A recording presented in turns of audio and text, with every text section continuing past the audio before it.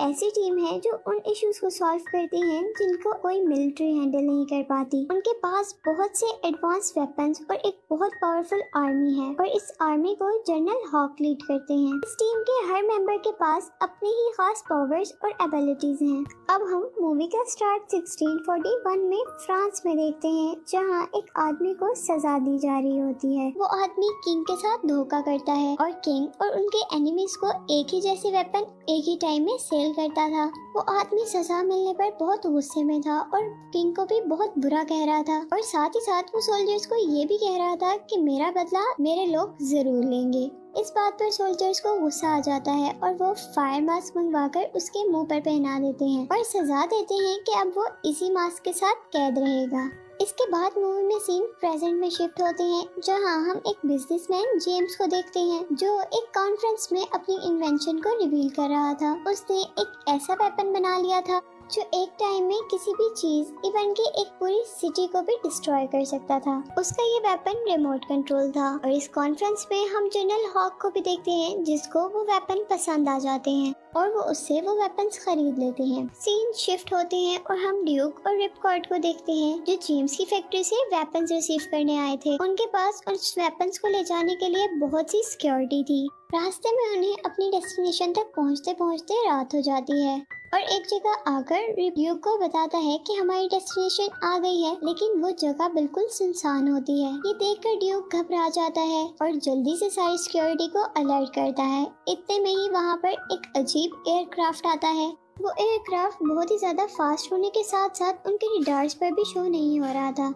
उस प्लेन में से एक लड़की जिसका नाम एना है वो निकलती है और उसी के साथ साथ उसके साथी भी। उनको देखकर आर्मी सोल्जर उन पर हमला करते हैं, लेकिन यहाँ सबसे शॉकिंग ये था कि उन लोगों पर किसी भी चीज का कोई असर नहीं था। इधर उन सबके दरमियान में फाइट होती है जिसमें रिब इंजर्ड हो जाता है। ड्यूक उसे बचाकर ले जाता है, लेकिन यहीं पर वो लड़की जो प्लेन से निकली थी यानी एना वेपन केस चुरा कर ले जाने लगती है, पर ड्यूक उसे पकड़ लेता है। यहाँ एना के सोल्जर्स ड्यूक को पीछे से पकड़ने लगते हैं और एना उसे मारती है। पर इसी सीन में हम देखते हैं कि वहाँ पर एक और प्लेन आ जाता है। इसमें से GI जो का मेंबर स्नेक आई निकलता है और ड्यूक के साथ मिलकर सभी एनिमीज को खत्म करने लगता है। यहीं पर एक और प्लेन एना को ले जाने आता है। एना वेपन केस अपने साथ ले जा रही थी, पर ड्यूक उससे वेपन केस ले लेता है। स्नेक आई भी ड्यूक से वो वेपन केस मांगता है, पर वो उनको नहीं देता और फिर वो लोग उसकी बात जनरल हॉक से करवाते हैं। उसे ये सब कुछ भी समझ नहीं आ रहा था, जिसके लिए वो लोग उसे इजिप्ट के एक डेजर्ट में ले जाते हैं। ड्यूक के साथ साथ उसका साथी रिपकॉर्ड भी होता है। इधर प्लेन में वो सब लोग बातें कर रहे होते हैं, जहां उन्हें पता चलता है कि स्नेक आई नहीं बोलता। इसके बाद उनका प्लेन एक बेस में लैंड होता है, जहां जनरल हॉक उन्हें बेस दिखाते हैं। जनरल हॉक उन्हें बताता है कि GI जो टीम का हर सोल्जर बहुत ही ज्यादा ट्रेन है और साथ ही वो ये भी बताता है कि उनकी इनक्रेडिबल पावर और वेपन्स की वजह से वो पूरी दुनिया की किसी भी मुश्किल से लड़ सकते हैं। दोबारा हम जेम्स को देखते हैं, जिसने ये वेपन बनाया था। जेम्स यहाँ उस वेपन को चेक करने आया था, क्योंकि ड्यूक उन्हें कहता है कि किसी ने उनको धोखा दिया है और लोकेशन एनिमीज को बताई है। जेम्स उस वेपन को चेक करता है, लेकिन उसे तो ऐसा कुछ भी फील नहीं होता, क्योंकि असल बात तो ये थी कि जेम्स ने ही उन्हें धोखा दिया था। वो गवर्नमेंट को वेपन बहुत कॉस्टली सेल करके उसे दोबारा हासिल करना चाहता था, ताकि वो वेपन को अपने लिए यूज कर सके। और इसी के साथ यहाँ हमें ये भी पता चलता है कि एना भी जेम्स की ही साथी थी। यहाँ जेम्स एना को उस वेपन केस को वापस लाने का काम दोबारा देता है और उसके साथ अपने एक खास आदमी को भी भेजता है, ताकि वो वेपन हासिल कर सके। जेम्स ये काम सिर्फ दुनिया को अपने कंट्रोल में करने के लिए कर रहा था, जिसका खुद का अंडर वाटर बेस था, जहाँ वो अपने सिस्टम्स यानी आर्मी और वेपन्स वगैरह कंट्रोल करता था। वो अपने काम के लिए ऐसी आर्मी तैयार करवा रहा था जिसे किसी भी तरह का कोई दर्द ना हो, और वो हमें तब पता चलता है जब उन्होंने एक सोल्जर पर कोबरा बाइट एक्सपेरिमेंट किया और हैरानकुन तौर पर कोबरा पॉइजन रिएक्ट करने के बजाय उसकी बॉडी से बाहर निकल जाता है।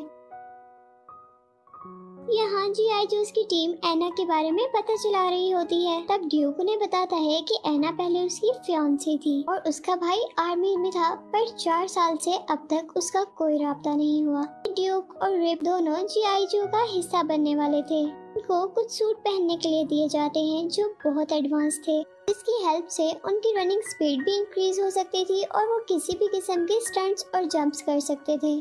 इधर रिप और ड्यूक की ट्रेनिंग स्टार्ट होती है और वो दोनों ही बहुत अच्छा काम कर रहे थे। इधर ट्रेनिंग के दौरान ड्यूक को स्नेक आइज के साथ फाइट करवाया जाता है। यहाँ स्नेक आई जीत जाता है और उनको पता चलता है कि स्नेक आई अभी तक बिल्कुल नहीं हारा। लेकिन अब ड्यूक दोबारा स्नेक आई से लड़ने का फैसला करता है क्योंकि वो अपनी एबिलिटीज शो करवाना चाहता था और फाइनली इस बार वो स्नेक आई को हरा देता है, जिससे उनका ट्रेनर बहुत ज्यादा खुश हो जाता है। इधर उन दोनों को वाटर ट्रेनिंग भी दी जाती है और नेक्स्ट सीन में हम देखते हैं कि जनरल उन्हें ये बताते हैं कि वो दोनों ही ट्रेनिंग में पास हो गए हैं। मूवी में सीन्स अब शिफ्ट होते हैं और एना की तरफ जाते हैं, जो ड्रिलिंग कार्स की हेल्प से G.I. जोस की बेस में एंटर हो जाती है। इधर वो लोग सिक्योरिटी को मारकर जनरल ह्यूग को भी मारकर इंजर्ड कर देते हैं और वेपन ढूंढकर वापस जाने ही लगते हैं कि जनरल को होश आ जाता है और वो इमरजेंसी बटन को दबा देता है, जिससे उनकी सारी आर्मी अलर्ट हो जाती है और वो लोग उनकी ड्रिलिंग कार्स भी डिस्ट्रॉय कर देते हैं। अब यहाँ पर G.I. जोस टीम के साथ उनकी फाइट स्टार्ट हो जाती है। स्नेक आई एना के साथ उसके खास आदमी को हैंडल करता है, जबकि G.I. जो की एक फीमेल मेंबर एना को हैंडल करती है। इधर एना और उन लोगों को अच्छी फाइट देते हैं और एना का साथी अपना ड्रेस एक रॉकेट में चेंज करते हुए एना को लेकर वहाँ से निकल जाता है। अब दूसरे सीन में हम देखते हैं कि वो लोग जेम्स के पास हैं और साथ ही वो एना को कहता है कि ये वेपन कुछ कंट्रीज के कैपिटल की तरफ एक्टिवेट कर दिए जाएं। सीन शिफ्ट होकर G.I. जोस पर जाते हैं। यहाँ उन्हें एना के बारे में सब कुछ पता चल जाता है और साथ ही ये भी कि अब वो उन्हें पेरिस में मिल सकती है। इधर उन्हें ये भी पता चलता है कि एना एक साइंटिस्ट की वाइफ है जिसको जेम्स की टीम यूज करने वाली थी। वो लोग एना के हस्बैंड से उस वेपन को एक्टिवेट करवाते हैं और बाद में उसी के हस्बैंड को मार देते हैं। इधर G.I. जोस दुनिया को इस तबाही से रोकना चाहते थे, इसीलिए वो जेम्स के लोगों का पीछा करते हैं। यहाँ स्नेक आई और उसके साथी सभी मिलकर उनको रोकने की कोशिश करते हैं, पर काफी देर तक नहीं रोक पाते और आखिर में एना अपनी मॉडिफाइड कार से उनके ऊपर शूट करती है, लेकिन वो बचते बचाते फिर भी उन तक पहुंच जाते हैं और आखिर में उनकी कार डिस्ट्रॉय करने में कामयाब हो जाते हैं। लेकिन फिर भी एना और उसके साथी वहां से बच निकलते हैं और आखिर में एना एक बिल्डिंग की छत पे जाकर आईफिल टावर पर उस वेपन से अटैक कर देते हैं और आईफिल टावर नीचे से बिल्कुल खत्म हो जाता है। हाँ, आईफिल टावर के ऊपर से गिरने वाले नैनोबाइट तबाही मचा रहे थे, लेकिन ड्यूक होशियारी से एक बिल्डिंग की रूफ से उनके एयरक्राफ्ट पर जंप कर देता है और उस वेपन के रिमोट से उस वेपन को बंद कर देता है। लेकिन आईफिल टावर नीचे से टूटने की वजह से ऊपर से भी गिर जाता है। साथ ही साथ वो लोग ड्यूक को किडनैप भी कर लेते हैं।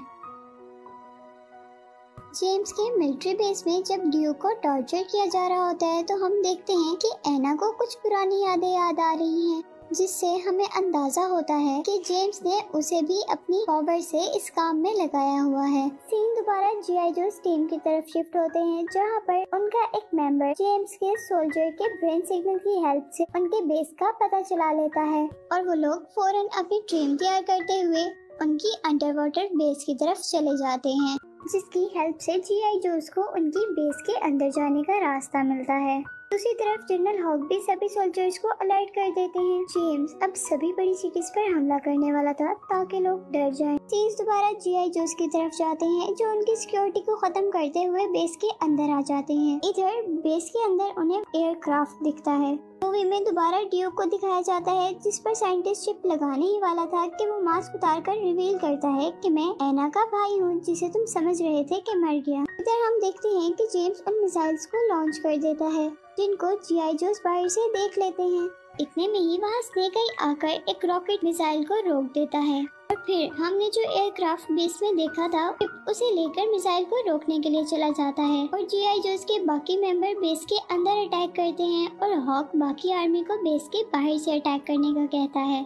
फिर ड्यूक को एना बचा लेती है, पर ड्यूक देखता है कि एना भी उनके कंट्रोल में है और वो वहाँ से रिमोट लेकर एना को याद कर देता है। अब सीन्स व्हाइट हाउस शिफ्ट होते हैं, जहां उनको इस हमले के बारे में पता चलता है और वो प्रेसिडेंट को कहीं लेके जाने का फैसला करते हैं, पर उनमें से एक जेम्स का साथी सभी लोगों को गन से शूट कर देता है। सीन्स दोबारा जेम्स की बेस में जाते हैं, जहां स्नेक आई जेम्स के एक खास आदमी के साथ फाइट करता है। इसमें स्नेक आई उसे हराकर मार देता है और अब सीन्स रिप की तरफ जाते हैं, जो 2 मिसाइल्स को तो रोक देता है, लेकिन जब ब्लास्ट पर अटैक करने लगता है तो उसका निशाना गलत हो जाता है और वो प्लेन में से एक रिपल्स रिलीज करता है।